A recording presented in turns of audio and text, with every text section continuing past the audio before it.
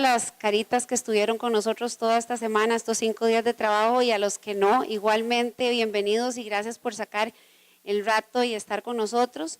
En nombre de Evaluarte, quiero agradecer de una manera muy especial al maestro Carlos Capelán por de verdad habernos dedicado este tiempo con tanta seriedad, con profundo cariño y además con mucha convicción. Gracias, Joaquín, porque siempre sos una persona que nos permite generar ideas, aprendizaje y estás siempre dispuesto a dar de lo tuyo. También quiero agradecer a Edgar y a José Pablo Solís, que de alguna manera aportan también como equipo de trabajo. Y por supuesto a Avenida Escazú, que nos ha permitido este espacio tan maravilloso para trabajar de la mejor manera. Y pues a Sebastián y a Cindy y a todo el equipo de Artflow y de Evaluarte que han puesto de lo suyo para que esto haya podido ser una realidad. Voy a hacer una breve introducción de quién es el maestro. Luego vamos a pasar a un conversatorio entre ellos, pero lo valioso va a ser que ustedes más bien aporten sus inquietudes, sus ideas y enriquezcamos este encuentro. Carlos Capelán, ¿me escuchan bien? Carlos Capelán, Carlos viene de Uruguay, radica en Uruguay principalmente, pero se mueve en diversos países del mundo. Él se considera ciudadano del mundo desde Suecia, Costa Rica, Noruega, Santiago de Compostela o Montevideo, y con largas y regulares estadías en diversos países. Su trabajo recibe atención internacional a partir de mediados de la década de los 80 por un conjunto de obra que desde entonces incluye indistinta y simultáneamente pintura, dibujo, grabado, objetos, textos, performances, fotografías, charlas o instalaciones. Capelán pertenece a eso que ha sido llamado artistas postconceptuales, que trabajan con estructuras de ideas, insistiendo siempre en la diversidad matérica y formal de sus propuestas. Su trabajo opera desde el lenguaje de la representación y tiende a aludir a sistemas de categorías y asuntos identitarios, sean estos culturales, sociales o aún de la identidad del propio artista y su arte. Capelán ha sido desde el 2000 hasta el 2006 profesor de la Academia de la Universidad de Bergen en Noruega. Ejerce la pedagogía por medio de grupos de discusión y talleres y participa regularmente en seminarios teóricos, conferencias sobre arte latinoamericano. Para los que no estaban aquí con nosotros, pues hemos tenido 5 días de experimentar esto mismo aquí en Costa Rica, lo que ha hecho en otros países y ciudades del mundo. Muchos han escrito sobre su trabajo, menciono a 4 de ellos: Gerardo Mosquera, Ticio Escobar, Virginia Pérez Ratón, Jonathan Friedman, Octavio Saya, entre otros. Definitivamente estamos ante un maestro que ha participado en múltiples bienales. Dentro de ellas menciono la de Corea, Yunaxemburgo, en África del Sur, Site Santa Fe, Oakland, Sao Paulo y Mercosur, la Bienal de Venecia, Bienal de Fotografía de Berlín, Bienal del Barro, Bienal País de Guatemala, entre otras. Ha obtenido el premio de la tercera Bienal de La Habana y la beca Guggenheim, entre otras distinciones. Su obra está representada en numerosas colecciones particulares y museos de las Américas, Europa y Asia. Es un honor tenerte aquí, Carlos, y muchas gracias. Buenas noches. La mayoría de los que están aquí han participado los últimos 5 días en el seminario de Carlos, y tenemos a un grupo pequeño que son casualmente los que coinciden los martes por la noche en una actividad que tenemos nosotros en donde vemos, yo hago unas charlas sobre arte. En este último periodo hemos tratado de hacer algo de arte contemporáneo, más o menos de los 70 hasta el año 2000 en Latinoamérica. Entonces, como de pura casualidad, en realidad, porque no estaban en el guión ni en el programa, nos coincidió la visita de Carlos. Esta sería hoy, para los y las alumnas del curso, sería la tercera sesión. Casualmente, empecé que yo iba a ver más o menos de los 80s a los 90s, casualmente, que es como el periodo en el que justamente, digamos, Carlos salta, digamos, a la escena mundial. e internacional, y entonces como que eso nos permitió hacer esta actividad en conjunto. Bueno, yo conocí a Carlos ya hace bastante tiempillo, ¿verdad? Nos conocimos y yo quería mencionar un hecho que tal vez para algunos de los aquí presentes no sea tan claro, y es de cierta forma cómo él ha sido un agente de influencia hasta cierto punto silencioso en el sentido de que lo hizo de una manera pues muy generosa, pero él tuvo, digamos, fue interlocutor en un momento así clave y fundamental, por ejemplo, de Virginia Pérez Ratón, en el momento en que justamente se estaba dando una serie de debates en cómo, por dónde seguir, surgieron, es decir, las cosas no surgen tampoco por casualidad, se dieron coincidencias, ¿verdad? Apareció la figura de Virginia Pérez Ratón dirigiendo el Museo de Arte y Diseño Contemporáneo, y justo en ese momento también el nunca bien ponderado Jacobo Carpio había conectado con Carlos Capelán por esas cosas de la vida. Entonces Capelán aparece justo en ese momento en Costa Rica. Entonces inmediatamente se hace una conexión, Virginia Pérez Ratón, Capelán, y Capelán se convierte no solo en su interlocutor, yo diría que en ese momento una especie casi, tal vez se lo va a negar, pero yo lo voy a decir, un asesor. De alguna forma fue un asesor, ¿verdad? Un interventor totalmente aceptado por Virginia en cuanto a cuáles eran los derroteros, cuáles eran los lineamientos que se tenían que trazar en ese momento. Estamos hablando posiblemente del año 93, 94, 95, una cosa así, o sea, ya hace un tiempo. Virginia sinceramente no estaba en ese momento tan empapada de arte contemporáneo, y entonces claro, fue totalmente bienvenida la influencia o el consejo de Capelán. A raíz de ese encuentro, en un momento dado, Carlos decide fijar su residencia en Costa Rica, que viviste aquí 5, 6 años, 7. Entonces, todo ese tiempo, Capelán figura, ya les digo, muy cercano a Virginia en cuanto a el esquema, el boceto de lo que eventualmente iba a ser, inclusive teorética, me atrevo a decirlo. Es decir, la participación de Carlos cuando ella estuvo como directora fue una cosa y luego fue otra cuando Virginia abandona el museo y se convierte en la fundadora de Teorética, que fue por muchísimos años, yo diría que fue el golpe de timón que recibe la embarcación, si usamos esa metáfora, del arte centroamericano, y que ella tuvo a bien reconocer a una serie de expertos marineros como lo era Carlos, y que le dieron buenos consejos de por dónde tenía que llevar ese barco, ¿verdad? Entre otras cosas que se lograron en aquel momento, para mí sin duda pieza fundamental fue el aporte de Carlos Capelán, dotar el arte de Centroamérica no solo digamos, la meta que tenía Virginia puesta, que era la visibilización, era una de las metas, pero otra era darle también un contenido, si se quiere, en cuanto a el campo de las ideas, es decir, cómo dotar de un campo casi que ideológico de ideas a una región que estaba totalmente desarticulada, ¿verdad? Desarticulada en el sentido de que funcionaba totalmente independiente, es decir, lo que se hacía en Guatemala no había noticia de lo que se hacía en Costa Rica no sabíamos qué se hacía en Panamá, o sea, esa articulación fue parte muy importante de lo que se estaba haciendo en ese momento, y bueno, en conjunto mucho de eso, ¿verdad? Por las ideas que tenía Capelán, que ya venía de vivir una diáspora, porque Carlos tuvo que irse del Uruguay en un momento dado, fijó residencia en Suecia, pero a partir de ahí empezó a vivir, como dijo Karen, ha vivido en muchas partes del mundo. Esto le ha dado a él, obviamente, una perspectiva que no todo el mundo tiene, es decir, la capacidad de ver las cosas con una distancia y de entender una serie de variantes o variables que son importantes tener en cuenta. A mí se me había olvidado, pero el otro día se lo pregunté, que es que vos habías participado en Anteamérica, vos sos uno de los artistas en Anteamérica. Anteamérica es una muestra que en realidad se vino a convertir como yo diría, el parteaguas, es decir, casi que podríamos hablar, por lo menos en este país, de un antes y de un después de Anteamérica. Anteamérica era una muestra que curó Gerardo Mosquera y que en un momento dado, y Rachel Weisz, correcto, usted puede agarrar su micrófono y dice cuando usted quiera, tiene su micrófono, sí.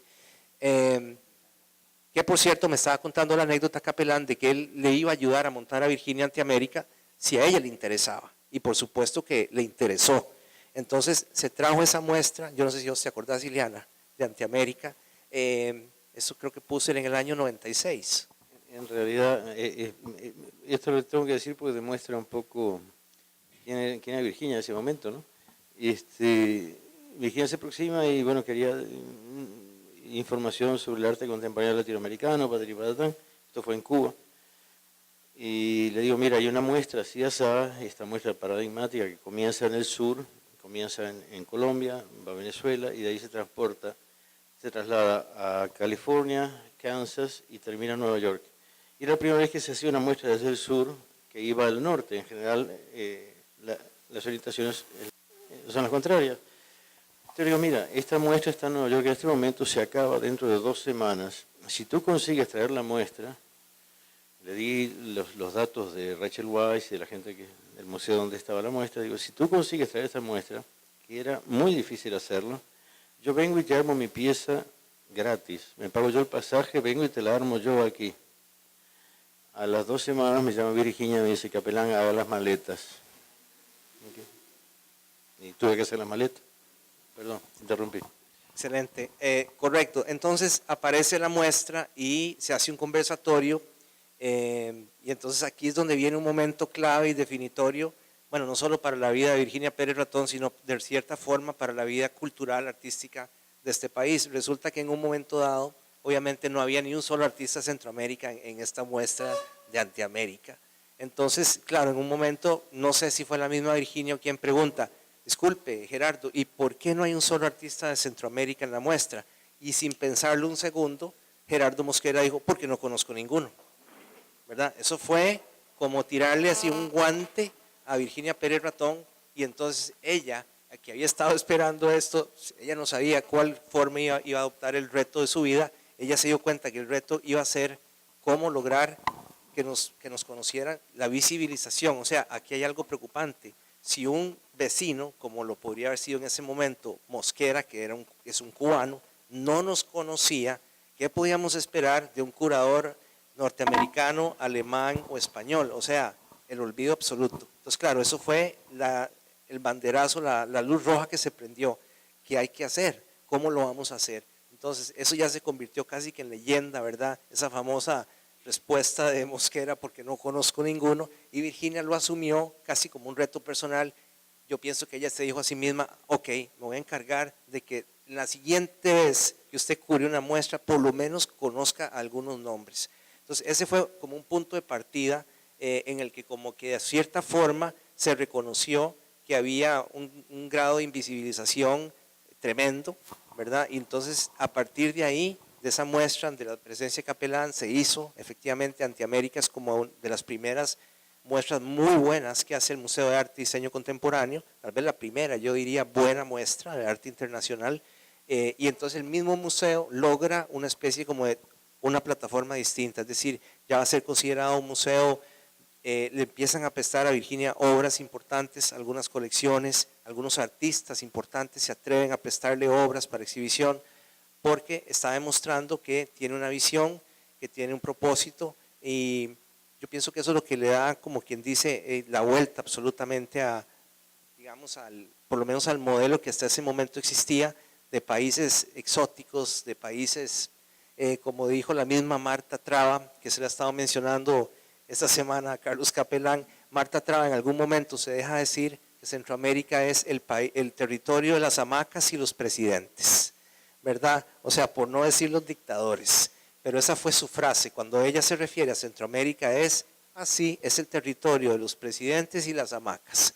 Obviamente estamos hablando del ya lejano 1970 y pico, cuando ella vino a este país, y eso lo vimos en la sección anterior nosotros, vino de jurado, doña Marta Traba, que en ese momento era como la diosa omnipotente del arte en Latinoamérica, por lo menos porque era muy, alzaba mucho la voz, tenía mucha personalidad. Yo no la conocí personalmente. Yo le pregunté a Carlos qué tipo de persona era, ¿verdad? Tal vez nos pudieras contar un poco. Tipo de persona es muy fácil, ir a Argentina. Ouch.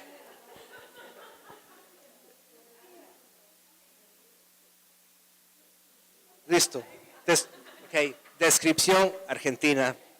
Bueno, entonces ella tenía una especie de convicción, Marta Traba. Cuando uno lee la historia de esa época, yo cuando estaba estudiante en la Universidad de Costa Rica, todavía existía, ¿verdad?, el fantasma de la Bienal del 73 y el coco que había sido Marta Traba cuando vino a decir prácticamente los artistas de aquí no sirven para un carajo, ¿verdad? Y le dio el premio a unos artistas guatemaltecos. Leyendo en un libro que ella tiene, que se publicó póstumamente, que es Arte de América Latina, 1900 a 1980, me conseguí ese libro y leí, por ejemplo, que para ella el país, y así lo dice en su libro, el país de Centroamérica es Guatemala. ¿Ok? Si hay que pensar en algún país de Centroamérica, es Guatemala. Entonces, ella venía ya con todo un prejuicio respecto a quién, y efectivamente gana esa bienal un artista guatemalteco, ¿verdad? Porque calzaba con su idea de un arte político, calzaba con su idea de un arte que tenía una postura ideológica muy definida, ¿verdad?, hacia la izquierda. Ciertamente estamos hablando de un periodo en que en Centroamérica había una violencia, si no se habían desatado las guerras civiles de El Salvador o de Nicaragua, habían dictaduras que perseguían a la gente, sobre todo en Guatemala. Entonces, claro, ella venía con esas ideas. Y el prejuicio, ¿no?, de que si iba a haber un artista de Centroamérica tenía que ser un guatemalteco. Sin embargo, y también lo discutí un poquito con Carlos en algún momento, la postura de ella, que hoy uno la lee en ese libro, que por cierto está en PDF, disponible para el que quiera, Arte de América Latina, se llama 1900-1980, la postura de ella era interesante, ya digamos, leyéndola a 33 años de su muerte. Ella se mata en un accidente en el año 80. Ella tenía una idea, yo la encuentro un poco simplista, y era que la resistencia que tenía que ofrecer el arte latinoamericano contra la influencia del arte que pudiera venir de Europa o de Estados Unidos, había que resistir desde el grabado, por ejemplo, desde el dibujo y la figuración. Entonces, claro, ella tenía sus artistas favoritos. Uno de ellos era José Luis Cuevas, ¿verdad? Sin duda alguna, porque para ella encarnaba ese ideal de resistencia, sin duda. Y entonces, como anécdota también para los que vivimos en este país, el otro jurado en esa Bienal del 73 era José Luis Cuevas. O sea que ahí estaba con lo que decimos compadre hablado, amando poder. Sin embargo, curiosamente, los dos, Marta Traba y José Luis Cuevas, como quien dice, le dan la bendición a un artista local, y es el momento en que de cierta forma lo catapulta, y es don Paco Amiguetti. Sin duda, porque primero hacía una figuración muy arraigada en el expresionismo alemán, pero también con algún rescate, digamos, de lo social, definitivamente. Pero también don Paco tenía otra obra, ¿no es cierto? Una obra más, podríamos decir, lírica, una obra más subjetiva, pero sí estaba siempre preocupado por lo social. En todo caso, cuando ellos se encuentran con un señor que en ese momento don Paco debió haber tenido 64 años, o sea, ya no estaba en la competencia, por así decirlo, porque ya era un artista, digamos, que estaba consolidado, mientras que en ese momento Rafa Fernández y Lola Fernández tenían 32, 33 años, 35 por ahí, o sea, estaban en la jugada.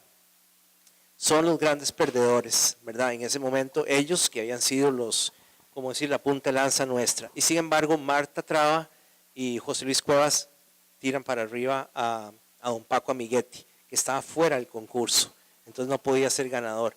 Pero volviendo al tema, es decir, a mí me llamó la atención ver un poco esa visión reduccionista de Marta en cuanto a que había que resistir el embate de ¿qué? De las instalaciones, del arte conceptual.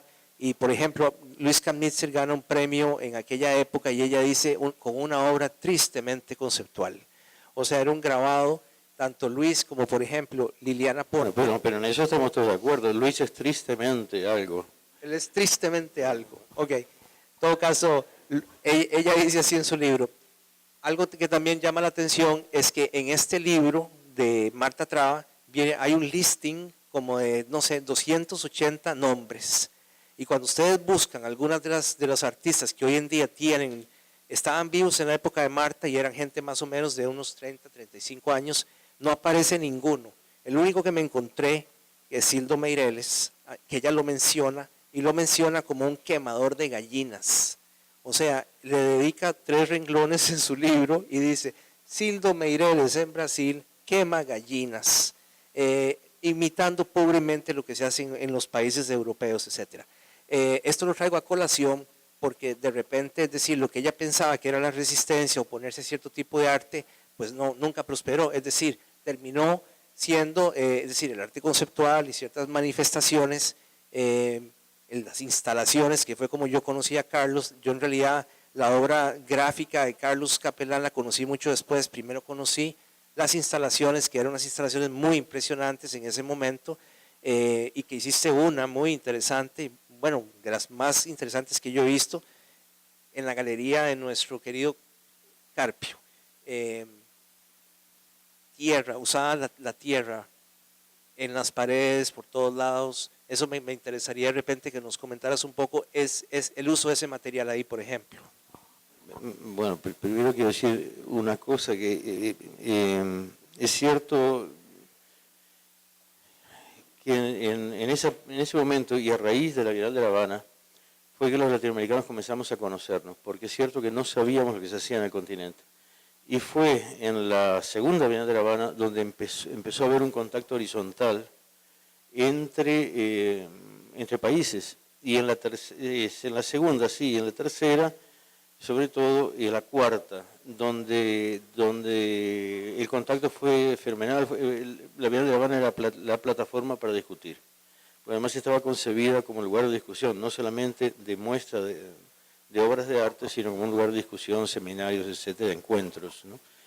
En ese sentido, ahí se generó una charla entre nosotros, entre todos nosotros. Y ahí descubrimos que había un Sildo Meireles, que yo no conocía, a un José Bedia, o un Miguel Ángel Ríos, etcétera. Dentro de ese espíritu es que comenzamos a charlar con Vicky. Era parte de todo un flow de ideas, en el cual Vicky se comprometió muchísimo, ¿no? Esta es la primera vez que yo vengo a Costa Rica desde que falleció Vicky. He venido varias veces, pero siempre vengo como muy privado y no hago nada.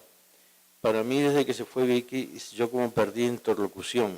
Cuando vivía en Costa Rica, yo recibía muchas visitas en mi casa y en mi estudio y charlaba muchísimo con colegas. Y hacía lo que yo le llamaba tutorías invisibles, donde uno se sienta y se pone a tomar un café o un mate o lo que fuera y empieza a charlar, y en realidad lo que estamos haciendo es trabajando, ¿no? Y eso lo hice durante mucho tiempo. También lo hacía públicamente en Teorética, participaba en discusiones ya más organizadas, etc. Desde que falleció Vicky yo sentí que quedaba sin interlocución en Costa Rica. Tengo excelentes amigos, coleccionistas, etcétera, pero me faltaba algo. Y en ese sentido es lo bueno que exista Carla aquí, ¿no? Karen, porque estar aquí y armar un poquito eso es darle continuidad a un proyecto que a mí me hacía falta. ¿Okay? A mí me hacía falta como para sentirme a gusto en Costa Rica, un lugar en el que me siento muy en casa, ¿no? Pero bueno, gracias. Gracias por producir este evento. Tenía que decirlo de todas maneras, ¿no? Marta Traba no era una crítica de arte, no era una teórica, era una crítica de arte. Los críticos de arte existen porque existen editores, periódicos, revistas, y deciden de que tiene que haber una página donde alguien escriba de arte. Un crítico de arte no existe si no publica. Yo nunca conocí, por ejemplo, las críticas secretas de un crítico de arte que durante 30 años escribió críticas de arte pero no las publicó. Conozco sí artistas que no expusieron nunca, conozco escritores que no publicaron nunca, pero críticos de arte que no publicaron nunca no existe. Entonces el crítico de arte está ahí por arte y magia de la editorial, y arte y magia de una necesidad de un proyecto de prensa de tener ese espacio, ¿no?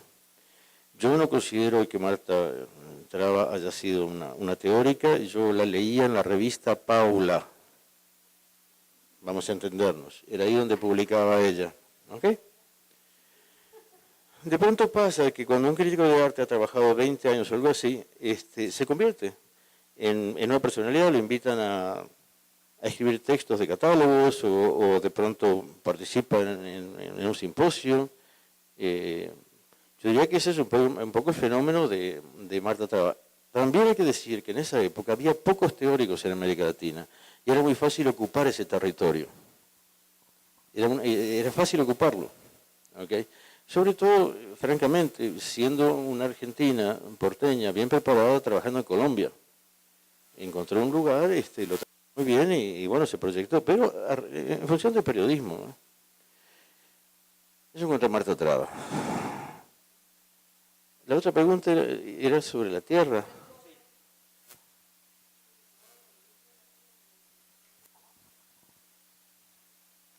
Sí, la idea que trabajábamos en aquel momento era de que, y acá tengo que hablar de varios, sin nombrarlos, porque éramos muchos, de que había una historia del arte ya escrita en las paredes, que era parte del cubo blanco, que era parte de las instituciones, que era parte del discurso del arte, que estaba totalmente dominado por el discurso europeo norteamericano. Entonces nosotros tratábamos de hacer otro tipo de cosas. Yo pertenecía a el grupo que se interesó en discutir la idea de primitivismo. No voy a entrar en profundidad en eso, pero tratamos de revisar nociones que además era una discusión muy fuerte en términos de sociología, antropología de la época, la noción de arte primitivo, ¿no? Entonces trabajábamos tratábamos de hacer como rituales urbanos. Yo, por ejemplo, acostumbraba a decir de que yo era un primitivo y que tenía mi tribu era la clase media alta de montevideana.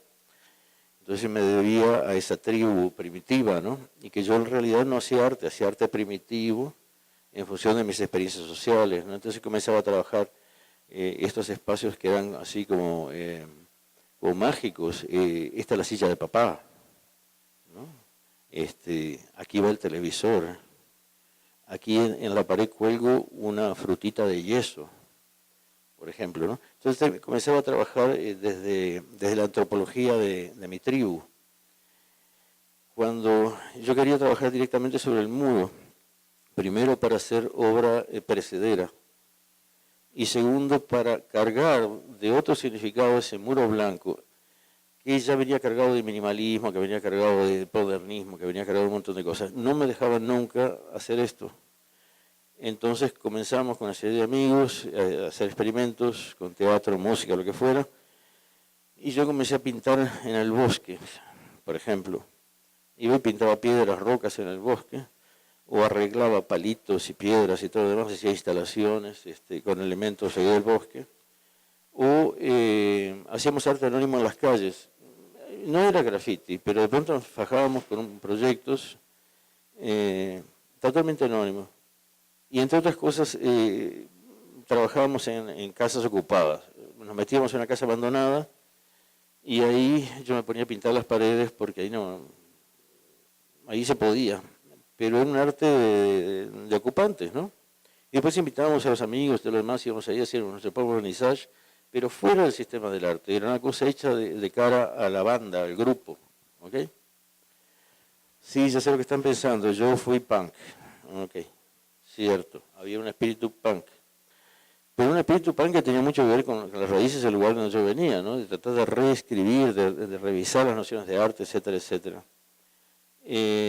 Ahí, bueno, en un momento dado consigo empezar a pintar las paredes de un espacio, me quisieron hacer juicios, se armó un tremendo problema, había destruido las paredes de una galería. Vino muchísima gente, sobre todo gente joven, entonces cambiaron de idea y quisieron construir una pared alrededor del espacio que era pintado con tierra y tinta china para protegerlo. Y por supuesto que nos metimos de noche con mis amigos y lavamos todas las paredes y las repintamos y todo demás, porque la intención no era permanecer, la intención era hacer que el arte sucediera, ¿no? La idea de performance en el sentido de suceso, de que tenía que suceder.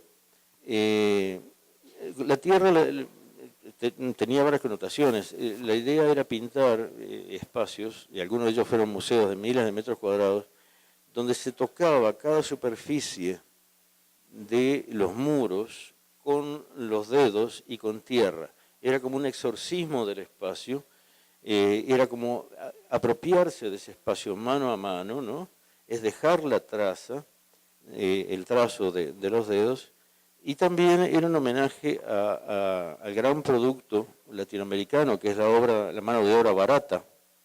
Un artista alemán o bien contrata a otra gente para que lo haga, o bien pone un papel fotográfico pintado encima, pero el latinoamericano todavía sigue produciendo mano de obra barata. A mí me gustaba aquello de pasar mucho rato y que la gente sentía que pasaba mucho rato tocando todo aquello. La idea de trabajar con tierra tiene que ver, viene de muchos lados. Viene también de la noción de que las primeras producciones de origen simbólico fueron hechas por el Homo sapiens anterior al Homo sapiens sapiens, que en realidad las primeras intervenciones con un rojo ocre y el amarillo ocre y todo lo demás fueron hechas por los Cromañón. Entonces quería de alguna manera traer conmigo la historia de la producción simbólica desde la cosa más primitiva, que es el trabajo con pigmentos y con tierra. Esa era la intención. Ahora podemos hablar de historia, podemos hablar de la historia del pigmento y de cómo se utilizó, pero yo creo que no vamos a abundar en eso. Pero venía más o menos de ahí, ¿no? De tocar todo el espacio, tocarlo, utilizar un material muy barato, desmitificar el cubo blanco y traer esta idea de que el pigmento, la tierra, está en el origen de la pintura, digamos. En esa instalación, que es la que yo recuerdo en la Galería de Carpio, habían libros también, ¿no es cierto? Sí. Ese ha sido un elemento también constante en mucho de tu producción, el libro. Sí, la idea es que la palabra y la imagen se diferencian poco. La palabra no tiene por qué ilustrar la imagen y la imagen ilustra la palabra. Son modos de la información que tienen diferentes formas, pero que pueden coexistir juntos ahí. Ahora, a mí la lectura me parece fundamental para ver una obra. Para ver una obra hay que leer qué es lo que pasa en esa obra. No es que nos sentamos pasivos, abrimos la boca y sale una gran cuchara de la obra y nos da de comer en la boca, ¿no? Sino que hay que leer qué es lo que pasa ahí. Mientras que en la lectura del libro, que además me gusta todo aquello de que cuando el libro se abre, tú te abres al libro, en fin, toda esa historia, ¿no? Me gusta mucho de que el libro en general genera lecturas que se escapan al texto, que van más allá del texto, ¿no? Entonces siempre he puesto las cosas juntas. En un momento dado, cuando ya estaba haciendo instalaciones en Europa, un crítico de arte, escribió en un periódico, y después fue jefe de museo, y después fue hasta curador, dijo que Capelán tenía la fuerza de la expresión, y que tenía la convicción de algo, que expresaba algo muy fuerte, pero que no se sabía qué quería decir, porque Capelán no pertenecía a la tradición cultural de Occidente. ¿Ok? Ya está, me pusieron las plumas, me pusieron el primitivo, me dijeron, el tipo es muy buen artista, pero no le demos pelota a lo que piensa, le demos pelota a lo que siente. Bueno, a partir de ahí tuve que, es decir, inmediatamente empecé a hacer instalaciones donde ponía críticas, ponía citas de libros de sociología, antropología, crítica cultural, muy específicos y muy contemporáneos, en 5 o 6 idiomas, yo hablo 5, 6, 7 idiomas más o menos. Y estaba obligando a estos críticos, que eran bastante poco documentados, a hacer el trabajo académico que no habían hecho, ¿no? Yo no me considero una persona académica, soy una persona que ha trabajado en la academia, eso es todo, pero leído soy, me gusta leer.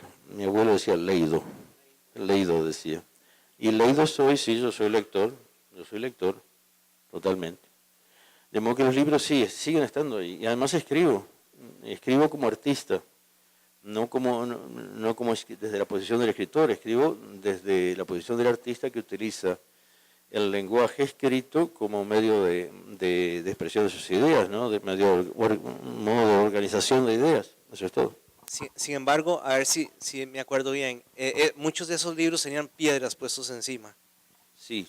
¿Verdad? Yo sí. hice una lectura, o me imagino que todo el mundo hacía una lectura distinta, pero a mí me impresionó mucho ese tema de los libros con una piedra encima, o sea, era como que había una especie de imposibilidad de repente, siempre lo leía así, pero también estaba porque no había nada más que quitar la piedra, por ejemplo, también. O sea, estaban las dos opciones, de respetar la piedra encima del libro, que funcionaba como una especie de sello de candado, y después también pensé un día, bueno, pero en realidad eso no era una piedra tampoco voluminosa, pero era una piedra que la simbología era muy clara, ¿no? Había una pila de libros y una piedra encima, y de cierta forma yo sentía algo de una memoria negada, de repente, algo que se había quedado y que estaba ahí, pero ahora a partir de cierto momento no había un acceso a ella, ¿no? Yo eso lo relacionaba, pero como te digo, son 1000 lecturas, con algo que tiene que ver con el exilio tuyo, es decir, el haberte ido, el haberte trasplantado a otro lugar, y yo siempre lo leía eso, inclusive el uso de la tierra, ahora me lo explicas diferente, pero uno desde afuera, cuando llega a ver las cosas que a mí me impactaban mucho, por cierto, esas instalaciones eran pues tenían eso y la palabra tal vez se ha abaratado, pero eran telúricas, es decir, tenían algo que ver con la cuestión de la tierra y el mismo uso de elementos, por ejemplo, paredes con tierra, piedras encima de libros, o sea, era muy, era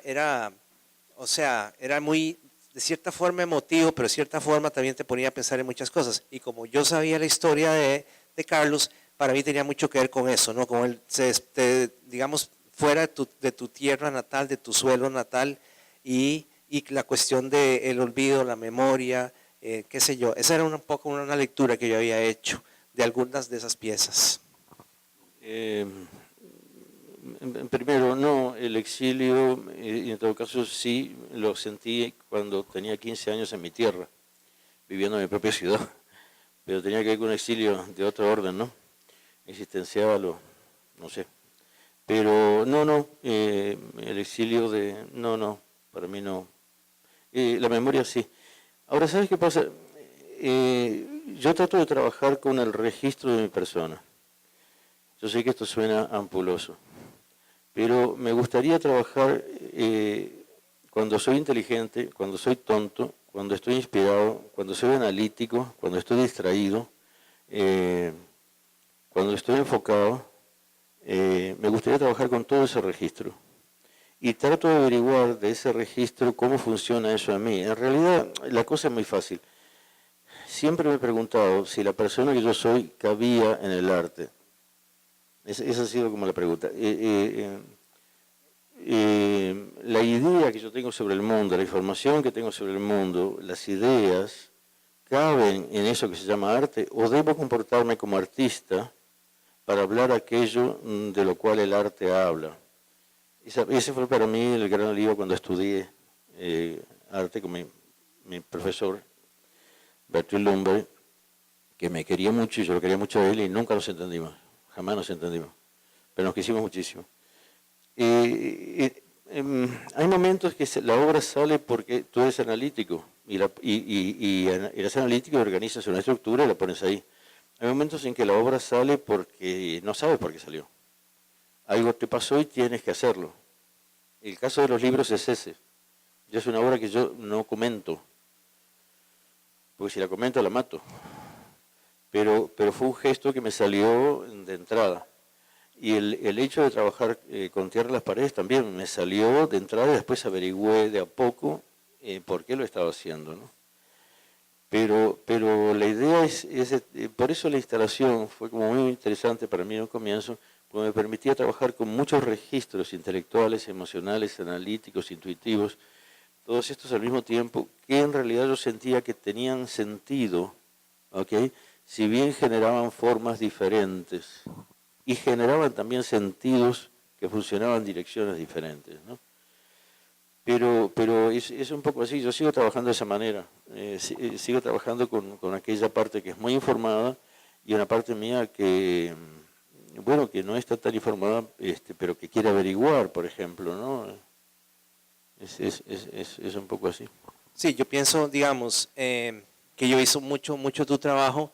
Creo que hay una cuestión ahí que de cierta forma, no sé si te describe a vos, y no lo voy a decir con esa idea, pero en tus obras se lee claramente una dualidad que es la parte intuitiva y la parte cerebral. Es decir, uno ve una pieza tuya, ya sea un dibujo, una pintura, una instalación, inmediatamente hay lo que vos decís, un registro emocional que es bastante transparente, que es bastante accesible, pero uno se da cuenta siempre que hay otra lectura por detrás, es decir, que algo está caminando más allá del simple, digamos, la simple expresión, si es que se puede decir que una expresión es simple, pero a lo que me refiero es que sí echas buena mano de la intuición.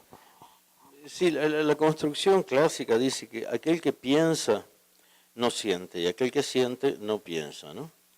Y yo creo que es una dicotomía muy fabricada. Pero además esa dicotomía es la que le permite a un alemán ser analítico y a un latinoamericano siempre tiene que tener su sombrerazo con sus bigotes y entretener a la gente con su guitarra, ¿no?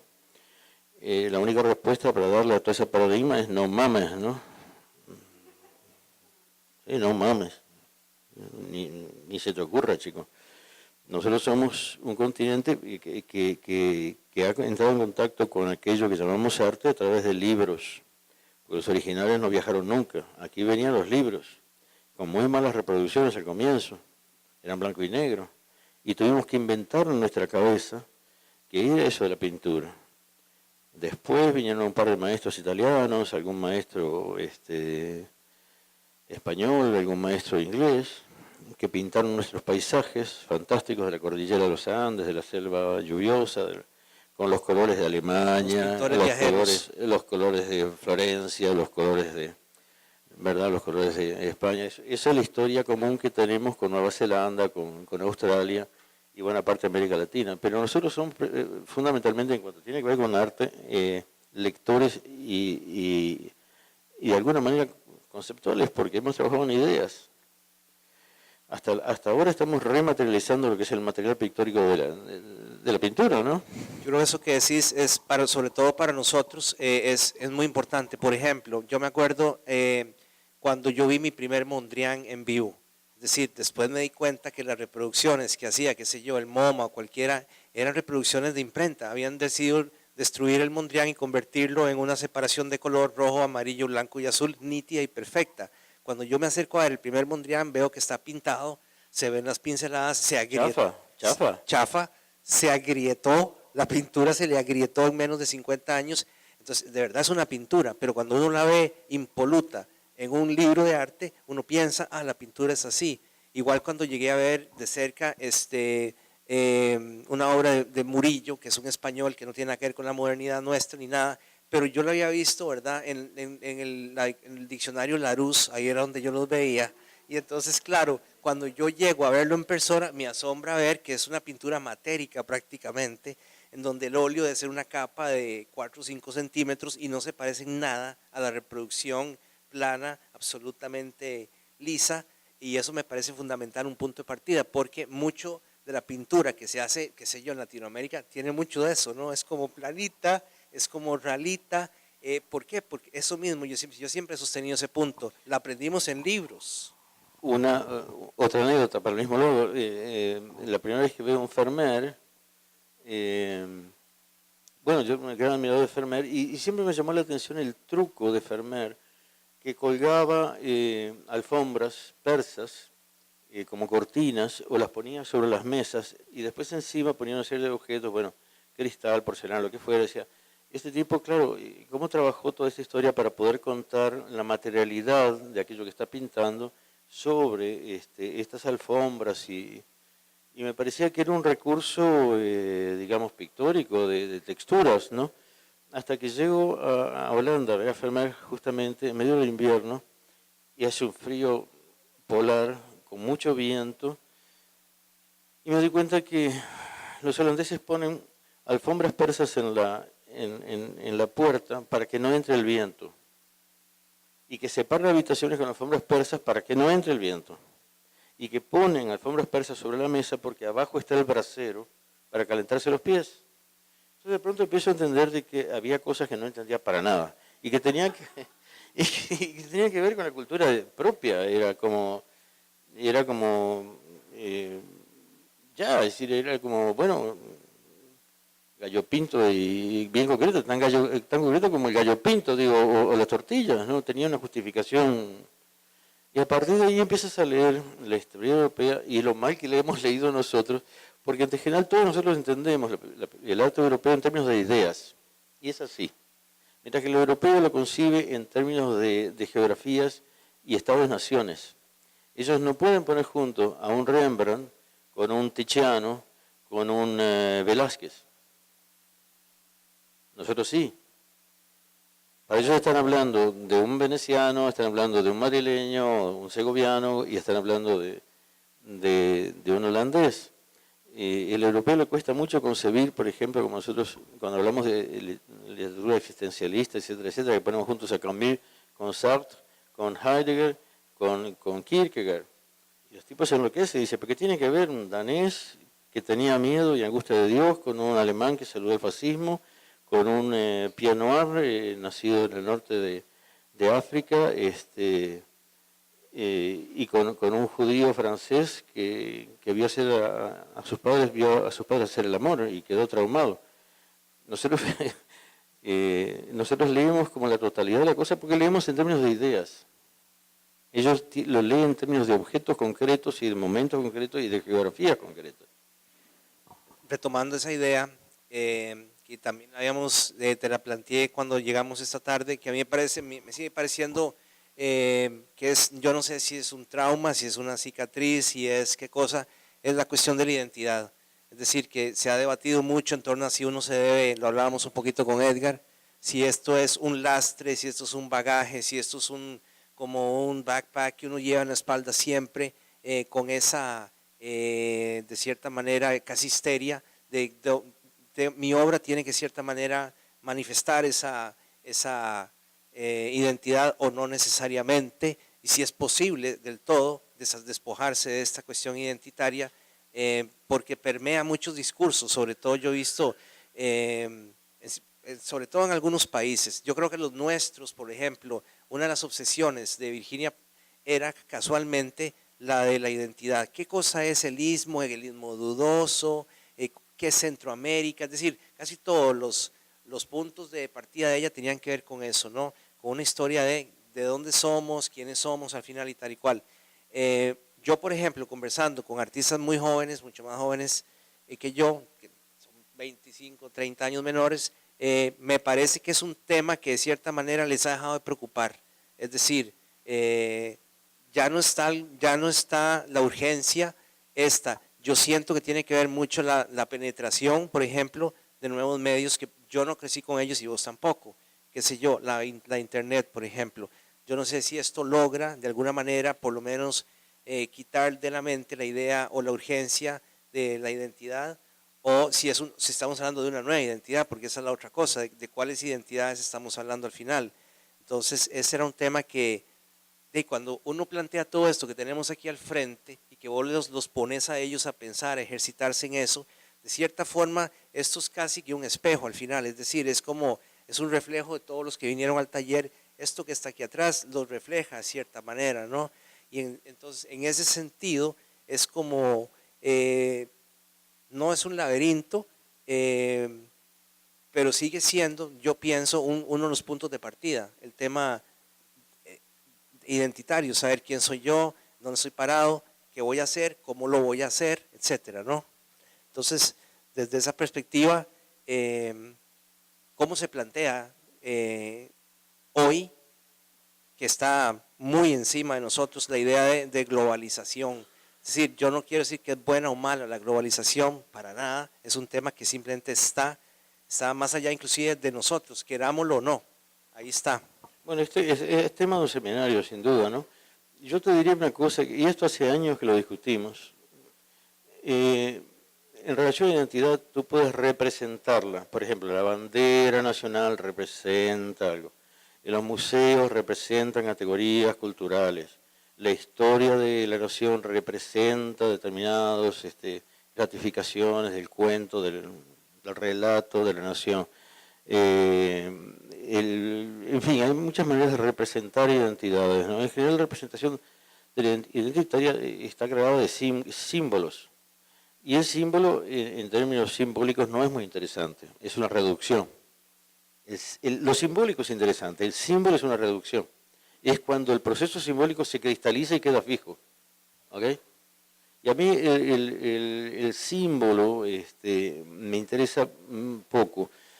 La historia con respecto a la identidad es, o bien la representas y te vistes de carrero con la carreta con los bueyes, ¿okay? O de gaucha tomando mate, o bien actúas desde esa identidad. Yo no tengo la menor duda de quién soy.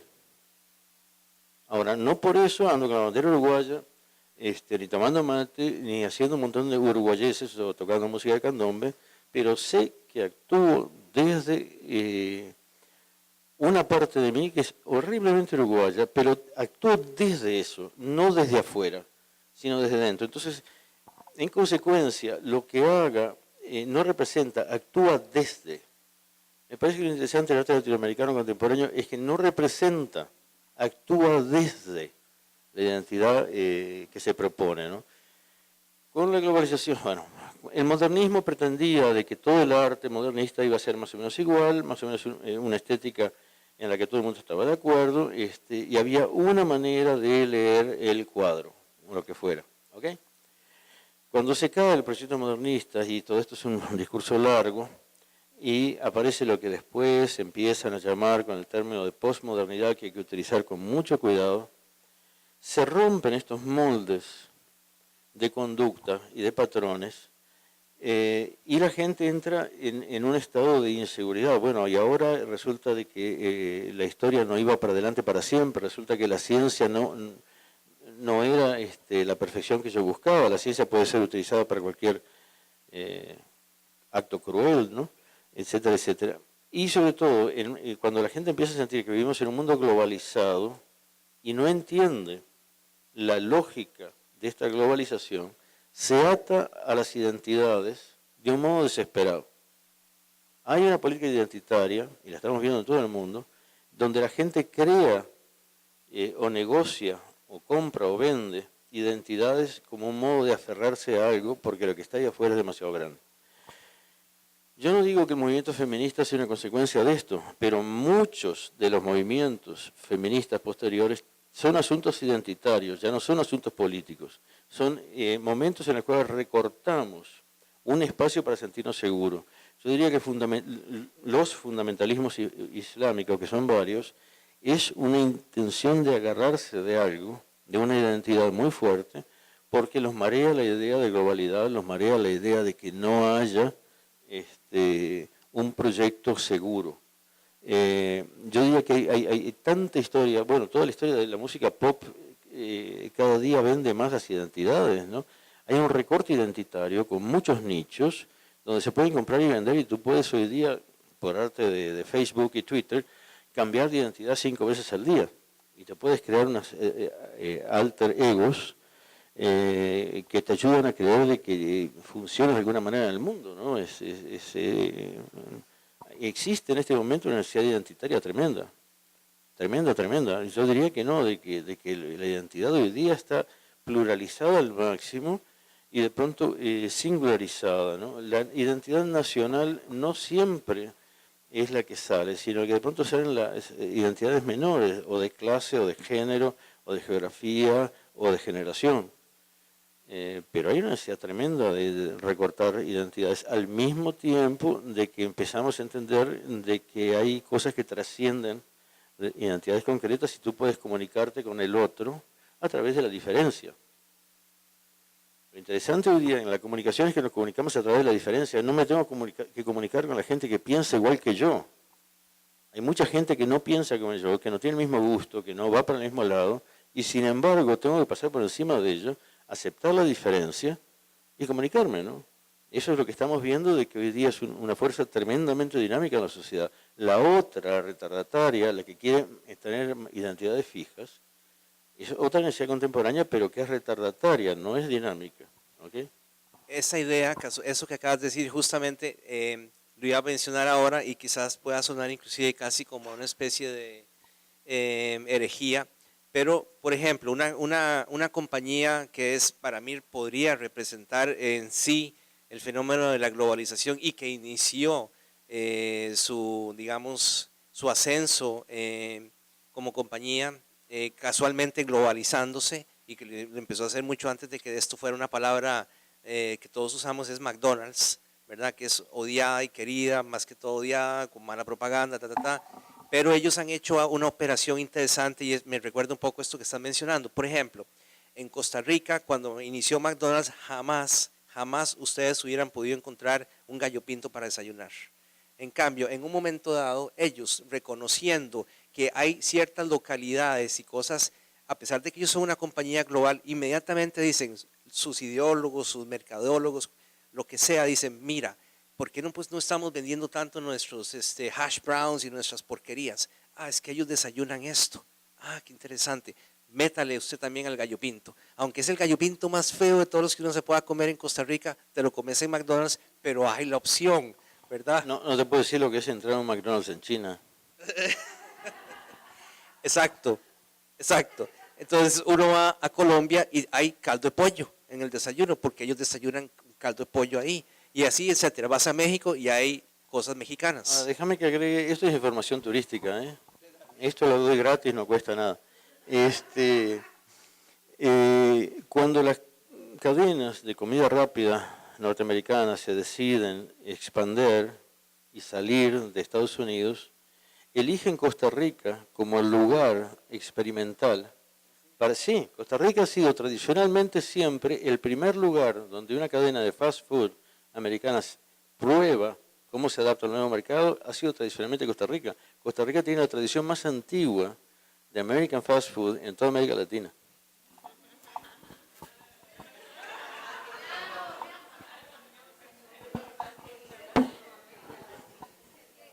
Eso no lo sabía. En todo caso, a mí siempre me resultó muy interesante constatar cómo ellos, con toda esa ideología norteamericana de empresa, supieron reconocer que habían regionalismos y dijeron, ¿qué es lo que queremos? Vender. ¿Ok? Punto. Entonces nos adaptamos. Pero cuando yo llegué a Suecia, la comida rápida sueca por excelencia era el perro caliente, el hot dog. Todo el norte de Europa tiene una tradición, alemanes, etcétera, de muy buenas salchichas, ¿no? Con el tiempo, la comida más fácil que se podía comer allí fue la pizza. Y en todos lados aparecían pizzerías, incluso en el Polo Norte, más no sé qué, la Bella Italia y todo lo demás, un montón de rubios haciendo pizza, ¿no? Hoy día es el kebab. Hoy día son todas las comidas orientales, árabes, por todos lados. Es lo que la gente come. Los chicos jóvenes no van a McDonald's, que primero no es muy bueno, segundo, pero van a comer los kebab y todas las comidas orientales que te puedas imaginar. Y lo que tenemos ahora es fantástico, a mí me encanta, que es la pizza con kebab. Estoy de acuerdo que estos procesos se reflejan en el arte. Exacto. Y estoy de acuerdo que hay que pensar en estos procesos. Antes que pensar en los procesos del arte, a mí me interesa pensar los procesos de la cultura, del lenguaje, de la sociedad, de mi vecino, del modo como nos comportamos. Y trato de entender después el arte en función de eso, ¿no? La verdad es que yo francamente leo poco sobre arte, veo mucho arte. Y es más, yo no soy artista, yo soy diabético, ya te dije, ¿no? Es lo único que voy a hacer de ahora y para siempre. Pero yo trabajo de artista. ¿Okay? Yo soy un ser humano, puedo ser un padre, puedo ser amigo, puedo ser diabético. Hay cosas que me definen mucho más que el hecho de ser artista. Después trabajo y soy un buen profesional. Trato de ser un buen profesional. Pero el arte en realidad se nutre de todo esto que nos pasa todos los santos días, ¿no? Es decir, para mí los nombres de las calles en Centroamérica, en especial en San José, son de inspiración. Es impresionante cómo eso inspira para pensar en la estructura de un cuadro, por ejemplo, ¿no? Hay una cosa que yo he hecho, que también alguna vez hice seminarios en el extranjero, y me acuerdo de una actividad que se me ocurrió porque en mi opinión existe una saturación de imágenes y la gente hoy en día, todos estamos expuestos a un bombardeo de imágenes increíble y eso de cierta forma, o mejor dicho, de muchas formas, nos moldea todo el tiempo. Entonces, por ejemplo, yo empezaba con una comida, mi seminario, y entonces yo le pedí a la gente, por ejemplo, ese día llevaban la comida típica de su país, hice esto en El Salvador. Llevaron un montón de pupusas, un montón de comida súper condimentada, fritangas, se hartaron de comer todos ahí, ¿verdad? Y tal, de repente yo saqué tofu. saqué, nadie sabía, lo saqué en aquel momento, algunos sabían qué cosa era el tofu, otros no sabían. Entonces, así que habían comido aquel montón de comida, les di a todos tofu. Por supuesto les pregunté, ¿y a qué sabe? Y a nada, o sea, no me sabe a nada. Entonces, al día siguiente les dije, ahora sí, traten de no comer, por lo menos desde el almuerzo hasta la clase, que son las 6 de la tarde, tomen agua, y vamos otra vez a hacer el experimento. Ahora, lo primero que vamos a probar es el tofu. Y efectivamente, después de unas 6 horas de ayuno, comieron tofu y le empezaron a encontrar un montón de sabores que antes no habían encontrado. ¿Cómo usaba yo esto? Como una especie de analogía con la saturación que tenemos de imágenes y como es bien difícil de repente encontrar un proceso propio de generación, de gestión de imágenes, si estás tan saturado. De repente hay que ver cómo, eso sí nunca lo he sabido, te soy franco, cómo parar de ver todo el bombardeo mediático que tenemos encima, pero al menos tomar conciencia de que esas imágenes nos están todo el tiempo bombardeando, nos están atacando, inclusive inconscientemente. Y entonces, ¿qué parte de esas imágenes pueden ser parte o van a ser parte en alguna medida de lo que yo produzca como artista? Entre ellas, las imágenes que, dice Carlos, las revistas de arte que pululan. Yo me acuerdo que teníamos una broma con un amigo en Nueva York que era que de ahora el arte todo se parece porque vemos las mismas revistas. No, pero es que es así. Hoy día hay un sistema global de academias de arte o de escuelas de arte donde se leen más o menos los mismos textos y se leen las mismas revistas y las mismas críticas de las mismas muestras. Al mismo tiempo está sucediendo todo lo contrario, es decir, escuelas de arte que empiezan a tratar de recortar otros circuitos de circulación de la información. Déjame que te diga 3 cosas con respecto a imagen, identidad y lo contemporáneo. Voy a empezar por acá. En Uruguay, en algún momento de los años 90, un grupo de ciudadanos se definen como descendientes de charrúas. Los charrúas han sido tradicionalmente la etnia indígena que se supone caracterizaba al Uruguay, sobre todo a raíz de los partidos de fútbol de los años 20 y 30, donde Uruguay no ganaba por jugar bien, ganaba porque tenía una voluntad demasiado fuerte y activa. Entonces le llamábamos la garra charrúa. ¿Hasta el día de hoy? Bueno, hasta el día de hoy. Entonces el uruguayo de pronto empezó a entender de que tenía que ser charrúa para tener garra. Y se forman 3 asociaciones de descendientes de charrúa.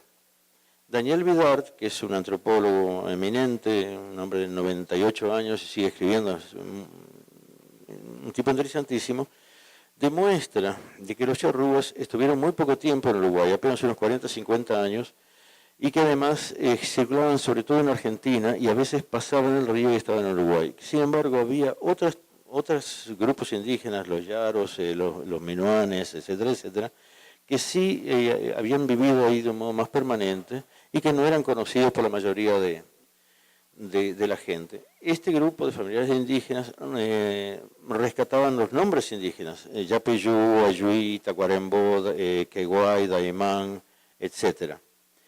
Y Daniel, este antropólogo, les explica de que estos nombres son nombres guaraníes. Cuando se cierran las misiones en Paraguay, Argentina y Brasil, Paraguay y Argentina, y los misioneros son echados y se destruyen las misiones, los indígenas guaraníes que habían crecido en las misiones eran muy cultos. Eran doctores en leyes de Indias, eran médicos, eran músicos, dejan eso y pueblan gran parte de la campiña uruguaya. Y pasan a ser los alcaldes, los jueces de paz, pasan a formar la parte de las instituciones civiles de la época porque eran más letrados que los demás. Y le dan nombre a las geografías, Daimán, Queguay, Ayuí, Tacuarembó, etcétera, etcétera, que de originales y auténticos no tienen nada, podrían haber sido polacos o napolitanos, ¿ok? Pero que la gente quería creer que eran auténticos representantes de la tierra. Porque la noción de identidad siempre tiene que basarse en algún criterio de autenticidad. Incluso las identidades más superficiales y más cínicas tienen un momento en que intentan ser absolutamente cínicas o superficiales, por lo tanto auténticas, ¿ok? Este es un ejemplo. Voy a dar el segundo ejemplo. ¿Se recuerdan la película de Kevin Costner, Bailando con los Lobos? Ok. el productor reúne una serie de gente que tenía aspecto indígena de las ciudades de Estados Unidos. Los reúne y se les enseña un lenguaje, el Lakota. ¿Ok?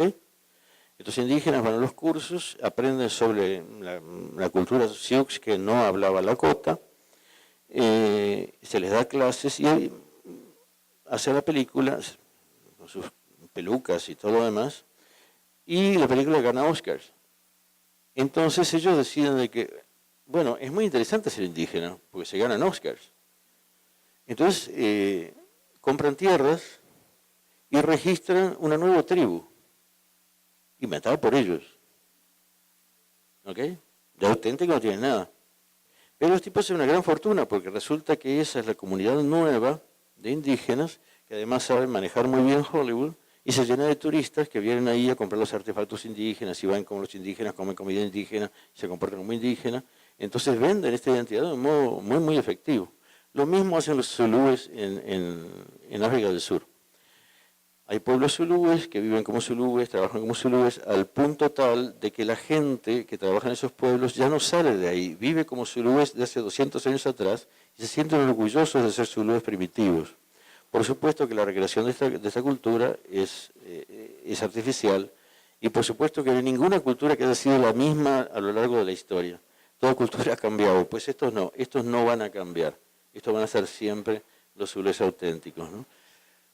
Son estos ejemplos acerca de identidad, representación y imagen, ya no tanto a nivel visual, pero imágenes mentales que tenemos que deconstruir. Y el último punto. Costa Rica tiene un 5% de su población de origen chino y un 1% de población indígena. De modo que si fuéramos a hacer algún trabajo en cuanto a la autenticidad, alguna autenticidad étnica, se podría perfectamente trabajar con la autenticidad étnica de los chinos de Guadalupe. Sería perfectamente, ¿por qué no? Ok. Hace poco no, para mí era una canción bastante nueva, cuando ha venido Obama, que vino este año y fue toda una cosa, le pusieron un coro de niños a cantar una canción que yo jamás había escuchado como canción clásica o típica, creo que se llama Soy Tico. Y entonces esa canción, que me parece que es bastante nueva, tiene que serlo, habla de cómo suenan las carretas y que los bueyes y no sé qué, digo yo, que es totalmente extemporánea porque, sin embargo, hace alusión a eso que vos decís, es decir, arraiguémonos en una idea que tenemos de lo que significa este país, entonces que los boyeros, que las carretas, que y yo pienso, de cierta forma es un fraude, o de muchas formas, y sin embargo fue absolutamente e inmediatamente asimilada, y fue la que se ha escogido, una de las canciones que se escogió para cantarle a Obama. Entonces la aprendió el niño que vive con nosotros, que tiene 11 años y va a la escuela y se le enseñan, y me dice, ¿tú conoces esta canción? Le digo, en mi vida la había escuchado, y yo soy tico, o sea que la canción tiene que ser nueva. No sé si alguien tiene algún dato de esta canción. Soy tico porque lloro cuando no sé cuánto, cuando escucho el aguacero. Exacto. Ok, tiene 5 años. Bueno, no es mucho.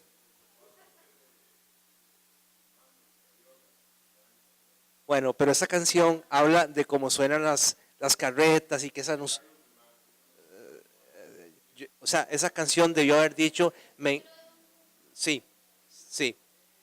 Esta canción para mí debió haber dicho, soy tico porque cuando paso frente al mall de Guadalupe, como suenan los camiones chatarra de Barrio Me, no sé, algo que de verdad fuera tico, ¿verdad? Pero hay esa rémora, ese anclaje en una identidad que ya no existe, sinceramente no existe. Esos desfiles de boyeros, esos desfiles que uno dice, bueno, pero ¿esto qué tipo de identidad representa? Sí, pero sucede, todo esto sucede. Yo creo que Costa Rica, junto con Uruguay, ya por los años 40 y 50, se concebían a sí mismos todos los países como naciones y sus ciudadanos eran ciudadanos. Yo recuerdo que de niño en el colegio no hablábamos de Uruguay, hablábamos de la República. Y no hablábamos de uruguayos, hablábamos de los ciudadanos. Hoy día, chicos, no hay una canción, hay 222.000 canciones sobre ser uruguayo. Es tremendo, es agotador. Es agotador ser uruguayo, ¿eh? Es un trabajo enorme. Y esto sucede porque, bueno, la sociedad pasa por momentos críticos, tiene que reformularse, se siente insegura, patatín y patatán. Bueno, por H o por B hay muchos motivos que te pueden conducir hasta ahí. A mí, y lo que yo aprendí en Europa es que yo llegué a Europa en un momento dado donde había sociedades civiles, y había un entretejido social que sostenía la vida de los ciudadanos, ¿no? En la medida en que Europa entra en una crisis, después en otra, ahí aparece el racismo. Y yo lo vi aparecer el racismo. Cuando yo llegué a Europa, el racismo realmente no se veía. 73. Pero cuando apareció, empezó a aparecer y al punto de que los partidos racistas, nazis, de la autenticidad pura, tienen representación parlamentaria en muchos países de Europa, ¿no? Y además cuyo mensaje no es que todos vamos a ser suecos o todos vamos a ser noruegos, sino de que estos no son suecos, estos no son noruegos. El mecanismo de exclusión es lo que define esa identidad, ¿ok? Está basada en la notoriedad, la notoria presencia de que hay un otro que no pertenece al club, ¿ok? Pero esto es normal, son recortes identitarios que funcionan de diferentes maneras. En México hay una palabra que es pocho. Cuando alguien es un pocho, es que es como agringado, ¿verdad? Entonces yo iba a decir, para los que no sabían esa palabra, que este es uno de los países más pochos de América Latina, somos nosotros. Es decir, que inmediatamente hemos asumido un montón es más, hemos cambiado terminologías, hemos españolizado cosas. Un parqueo, la palabra parqueo, viene de parking lot. Un aparcamiento se dice en México, qué sé yo, en Uruguay seguro también tendrá un término más castizo, pero aquí muy rápido nos hemos adaptado o no nos adaptamos, simplemente nos arrasó. Entonces, en ese sentido, cuando yo he salido de aquí, voy a Colombia, voy a otros países, me llama la atención ver que hay cierta profundidad en la cultura todavía. Por ejemplo, hasta hace un tiempo, no sé ahora, en Bogotá había poquísimos McDonald's, dicho sea de paso. ¿Por qué? Porque era caro. Es caro comer y la comida es muy rica ahí, entonces la gente simplemente, McDonald's no despega. Aquí inmediatamente se llenó de restaurantes de estos. Volviendo a lo de la pizza que mencionaste hace un rato, cuando yo me fui a vivir a Brooklyn, me llamó la atención que no había un solo Pizza Hut en Brooklyn. Y yo decía, qué raro, no hay Pizza Hut en Brooklyn. Claro, porque ahí está lleno de italianos y cada esquina hay una pizzería de un italiano. Entonces, obviamente, nunca Pizza Hut dijo, no, hombre, ahí no nos metemos. Es muy cierto. Sí, otro dato más, Costa Rica tiene la mayor cantidad de metros cuadrados de shopping mall per cápita en América. ¿Perdón? Seguro que hay motivos, Ahora, yo recuerdo una Costa Rica de pulperías, y después recuerdo cuando se abrió el primer shopping mall, y recuerdo que la gente iba a ver para ver cómo se podía organizar una casa. Ah, se puede decorar así. Ah, se puede poner así. Y yo creo que hubo una educación de la casa tica, que era una casa donde uno entraba y salía, pero en general se circulaba mucho fuera de la casa, ¿no? Y de pronto empieza a aparecer una idea de que la casa tiene que tener una cierta comodidad y uno tiene que pasar tiempo ahí adentro. Y a mí me parece que hubo una educación del gusto con respecto a la casa Josefina, por lo menos, que yo creo que vino de la mano del shopping mall. Sospecho, me parece que fue así. Como comenzamos tarde, vamos a tomarnos literalmente 5 minutitos de break. Ahí hay, creo que entre té frío, un poquitico de un vinito, algo, no sé. Nos estiramos y después tal vez pasamos algunas inquietudes y lo que Joaquín quiera igual cerrar para estar como a las 8:10 saliendo de aquí, si les parece.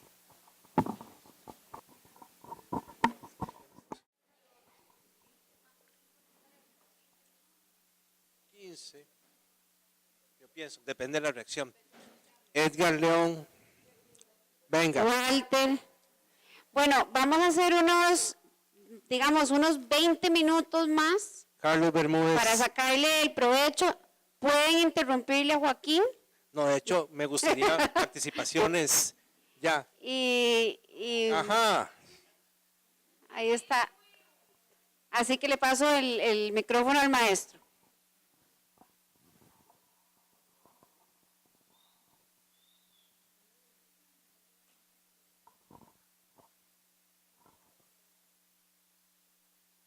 Bueno, en este periodo más bien lo que queremos es escuchar participaciones, obviamente un poco del peloteo que tuvimos aquí ahorita Carlos y yo, y ver qué caló por ahí, qué les pareció. Ya alguien por ahí me estuvo comentando de la canción, la de Soy Tico, ya me explicaron muy bien su origen, y a pesar de que José Pablo, el maestro José Pablo por ahí me la explicó, yo no estaba ni siquiera, en ningún momento criticando la canción en sí. Lo que me llamó la atención fue lo rápido que el país entero, la sociedad la adoptó, ¿verdad? La integró inmediatamente como si eso fuera verdaderamente nuestra identidad.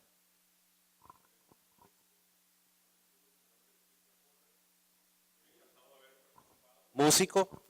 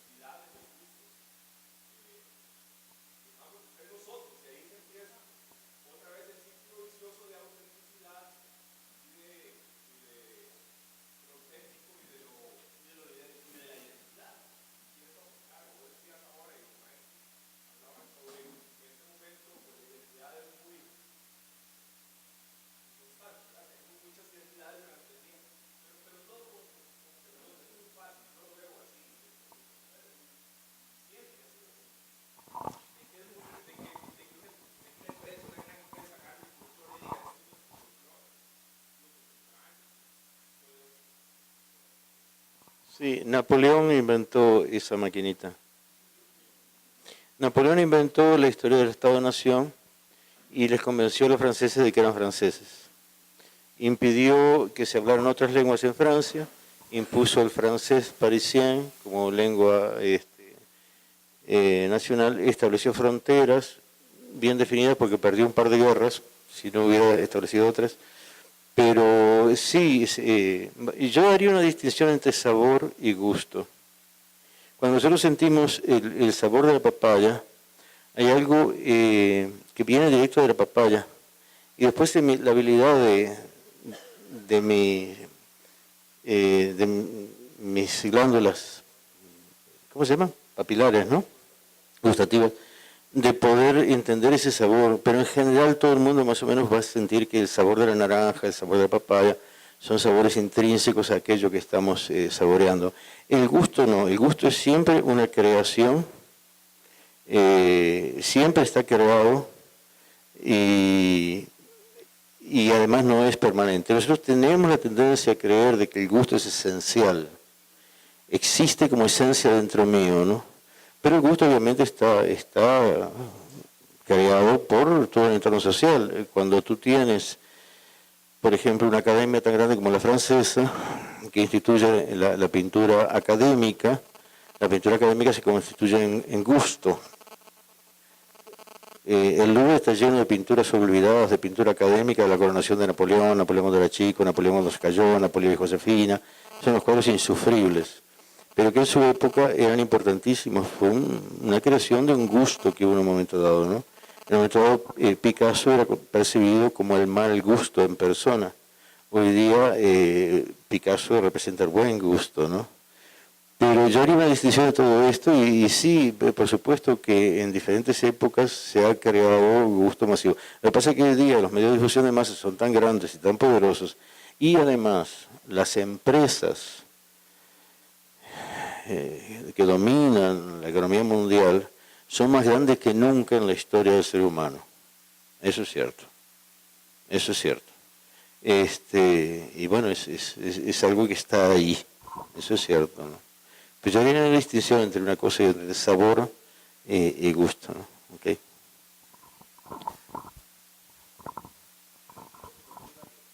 Mándese.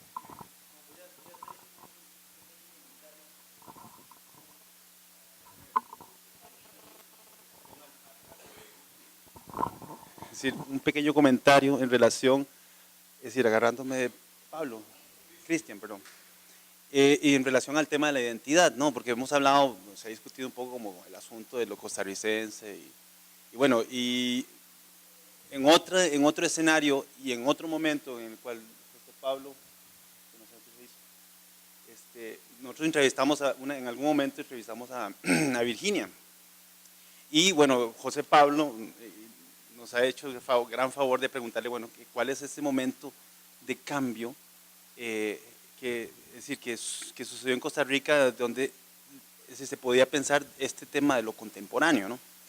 Entonces Virginia se refirió un poco al trabajo de una exposición concreta, una exposición que se hizo en la, vos recordame Pablo, en la Jorge de Bravo exactamente, con trabajo de Quincho, con trabajo de Leonel González.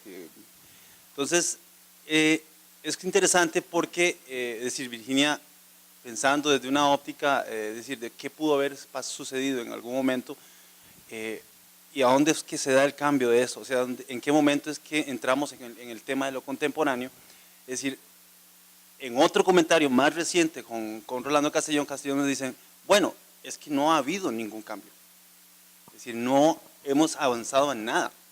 Es decir, no ha habido ningún cambio porque los cambios que han habido en Costa Rica son cambios que han sucedido en otra parte.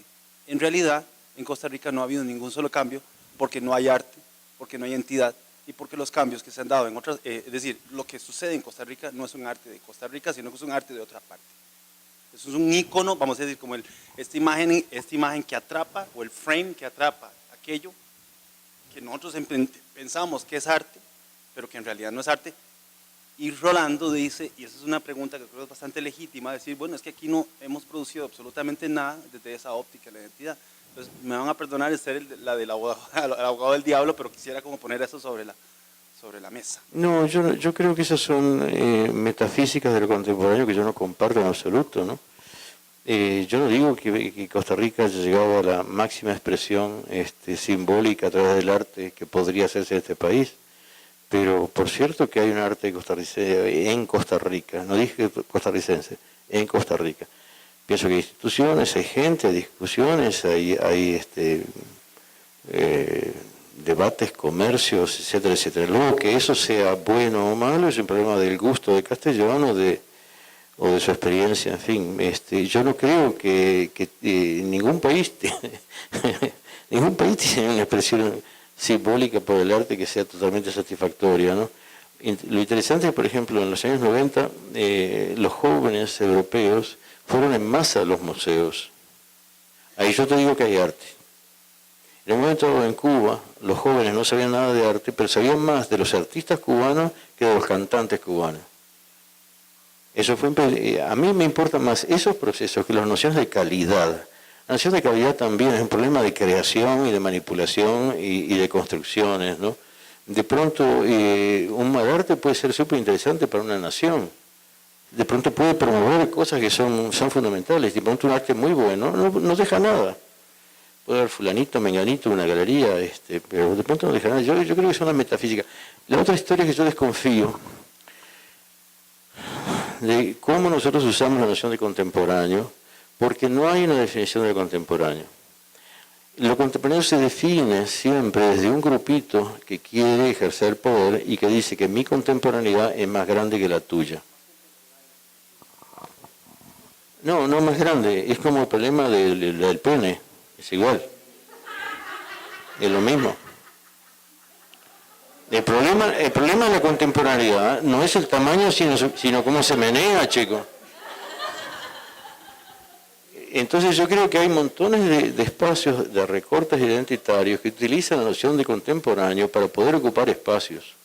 ¿Okay? Además, otra cosa, lo contemporáneo se retrata en las noticias, en la televisión, en internet, en el periódico. Y nosotros queremos tener la misma presteza de lectura de lo que pasa hoy que tenemos cuando hablamos de París 1917. Yo creo que en la noción de contemporáneo hay un narcisismo extremo, de querer vernos vivir y al mismo tiempo escribir la historia de cómo nos vemos vivir. Yo pienso que lo contemporáneo de nuestra época va a ser definido entre 50 años. ¿Okay? Ahora, lo que me interesa a mí de nuestra versión del contemporáneo es que podamos charlar, comunicarnos, que tenemos un tipo de diálogo activo y en el cual el arte cumple una función de transmisión de ideas, de información, de lo que sea, ¿no? Si no fuera así, aquí no habría tanta gente sentada esta noche. ¿Ok? Esto es una prueba de que hay un arte, más allá de que sea un uruguayo que está hablando ahora, pero esto lo crea Costa Rica, este diálogo, ¿me entiendes? La curiosidad está ahí, la necesidad está ahí. Bueno, y para mí eso me parece formidable. Claro, yo quería agregar eso porque esto, vamos, me puse en esa posición porque es justamente una voz que no está acá, que creo que es importante considerar, y aparte porque, es decir, Rolando, yo pienso que, es decir, entra en esta relación dialéctica de confundir, vamos, de contradecirse él mismo, porque, bueno, Rolando, es decir, hace parte del equipo que lanza, es decir, que lanza la respuesta a Mosquera cuando justamente se pregunta, es decir, si se conoce algún artista centroamericano, es decir, las mesóticas, la abstracción, la segunda, que es Mesótica Centroamérica, que está justamente dedicada a Gerardo Mosquera, es decir, una especie de acto simbólico para decir, bueno, acá está, los que vos no sabías que existen, pues aquí están, ¿verdad? Entonces ahí hay una relación de respuesta. Esas tres mesóticas que concluye con mesótica de instalación, es decir, es exactamente una construcción del cual Rolando hace parte de esa construcción, es decir, de esa lectura de lo contemporáneo que se está armando, que se está leyendo y que, bueno, en el que vos estás de alguna forma implícito. Entonces, es decir, esa lectura, en ese momento, por cierto, que estábamos con Ileana, lo estábamos platicando en una inauguración que hizo Rolando, es decir, y pues ahí ya me quedo callado, ¿no? Porque justamente pues, ese es el traspié, ¿no? Entonces, yo creo que desde el punto de vista de las artes, digamos, desde lo contemporáneo, desde lo que nosotros entendemos como arte en Costa Rica, creo poder entender a Rolando cuando uno dice que uno asume, en Costa Rica asumimos un arte contemporáneo que viene de afuera, es decir, pero al mismo tiempo también, es decir, habría que entender que si es esa lógica la que está construyendo en este momento, si es ese programa en el que estamos todos metidos, pues ese mismo programa, donde sea que estamos, es decir, se está construyendo algo desde allí, quiera o no, o como se quiera leer. Sí, yo sería crítico respecto a lo que estás diciendo porque estás dando el nombre de una persona. Lo más interesante sería volcar los criterios, los conceptos, las ideas, más allá de que se llame Juan de los Palotes o de Rolando. Personificar una discusión en una persona, en Mosquera o en quien sea, ya no me parece interesante. Cualquier persona puede tener razón desde acuerdo desde sus puntos de vista, por más que esté equivocado, etcétera, etcétera. Aquí lo que deberíamos discutir son ideas, ¿ok? Después si las trajo fulano, mengano, sutano, no me importa. Lo cierto es que Costa Rica hace posible a Jacobo Carpio, Costa Rica hace posible a la colección de Daniel Yankelevich, Costa Rica hace posible el Museo de Arte y Diseño Costarricense, Costa Rica hace posible Teorética, Costa Rica hace posible a Rolando Castellón, Costa Rica hace posible a Capelán, ¿ok? Y eso a mí me parece que es vital. Más allá de las personas concretas, todo lo que se va generando, me parece, en términos de ideas, me parece que que deberíamos ser un poco más generosos con nosotros mismos y no medirnos, por ejemplo, con la colección del Deutsche Bank o con los enormes libros que nos puede sacar cualquier consulado o embajada que trae una muestra aquí, ¿no? Yo pienso que la noción de contemporáneo hay que manejarla. Lo contemporáneo es una categoría cultural, chico. ¿Ok? Es una categoría cultural proyectada sobre la historia. Funcionó muy bien durante el modernismo. Ahora yo no dudo mucho. En el mundo en que vivimos existen comunidades que viven como hace 10.000 años atrás, comunidades que viven como hace 500 años atrás, comunidades que viven como hace 80 años atrás, y comunidades que viven como imaginamos que se puede vivir dentro de 20 años, pero todo esto forma el conjunto de la situación contemporánea. No es uniforme, es paradójica, ¿no?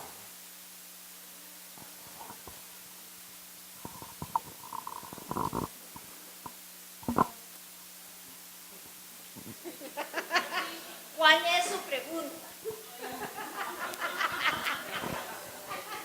Yo lo que deseo preguntar es llevar un poco la discusión al concepto de curaduría.